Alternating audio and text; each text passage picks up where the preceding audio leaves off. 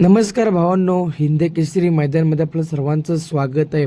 तर भावांनो, आज कासेगाव हिंद केसरी मैदान संपन्न होत आहे आणि या मैदानामध्ये आपला सर्वांचा लडका रुस्तम द्वादशी हिंद केसरी बकासूर भावांनो, बकासूर गटपात झालेला आहे. तसंच बकासूरचा भाऊ म्हणजेच कोण, तर भावांनो बिंजोडचा बेताज बादशाह, तसाच 3 पेऱ्याचा घाटाचा बादशाह नक्कीच मथुर 1001.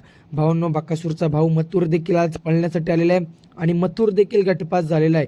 तर भावांनो, नक्कीच एका सेमीत लागले तर कोण होतील फायनलला पात्र कळवायला कमेंटच्या माध्यमातून कळवायला विसरू नका.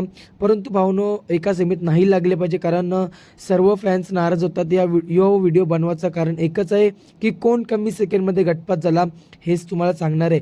भावांनो, बकासूर असो मथुर असो, हे दोघे भाऊ आहेत, तर एका सेमीत नाही लागले पाहिजे.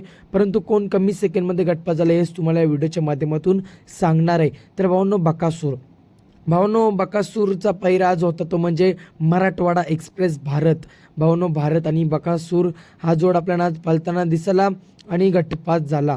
तर भावांनो, नक्कीच चांगला स्पीड लागला. या देखील जोडीला गट क्रमांक 5 मध्ये पळून गटपास केला. तर किती सेकंडमध्ये आले, तर भावांनो 27 सेकंडमध्ये आपला बकासूर गटपास झाला.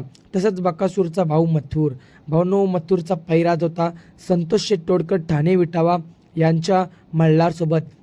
हा मल्हार 92 लाखाला खरेदी केला होता संतोष शेट्टोडकर ठाणे विटावा यांनी. तोच मल्हार आज आपल्याला मथुरच्या गळ्यामध्ये पळताना दिसला.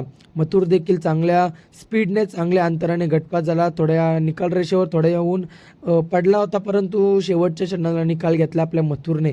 तर मथुर किती सेकंडमध्ये गटपास झाला, तर भावांनो मथुर देखील 27 सेकंडमध्येच गटपास झाला. भावांनो, दोघे एकत्र भाऊ लवकरच पळताना दिसतील.